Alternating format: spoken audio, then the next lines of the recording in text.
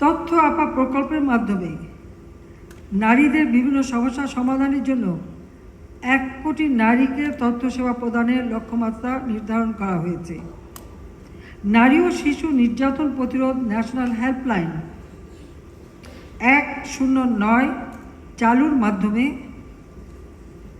যৌন হয়রানি প্রতিরোধ, বাল্যবিবাহ বন্ধে কার্যকর উদ্যোগ নেওয়া হয়েছে। এছাড়াও আমরা প্রতিটি থানায় নারী পুলিশের দায়িত্বে নারী, শিশু, বয়স্ক প্রতিবন্ধী সাপোর্ট ডেস্ক স্থাপন করেছি। বাল্যবিবাহ, যৌতুক, নারীর প্রতি সহিংসতা রোধে সম্মিলিত সামাজিক আন্দোলনের কোনো বিকল্প নেই।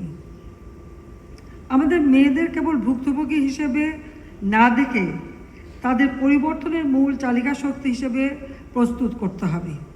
কিশোর কিশোরীদের স্বাস্থ্যসেবা নিশ্চিত করতে আমরা 1253টি ইউনিয়ন পর্যায়ে সেবা কেন্দ্রে কৈশোর বান্ধব স্বাস্থ্য সেবা কর্নার প্রতিষ্ঠা করেছি। ষষ্ঠ থেকে দ্বাদশ শ্রেণীতে অধ্যয়নরত প্রায় 50 লাখ কিশোরীকে বিনামূল্যে স্যানিটারি ন্যাপকিন বিতরণের উদ্যোগ গ্রহণ করা হয়েছে। স্কুলগামী শিক্ষার্থীদের পুষ্টি চাহিদা পূরণে দেশব্যাপী স্কুল মিল চালু করারও উদ্যোগ নিয়েছি, অনেক ক্ষেত্রে আমরা চালু করেছি। তাছাড়া প্রতিটি স্কুলে মেয়েদের জন্য বিশেষ করে ওয়াশ ব্লক আমরা তৈরি করে দিয়েছি।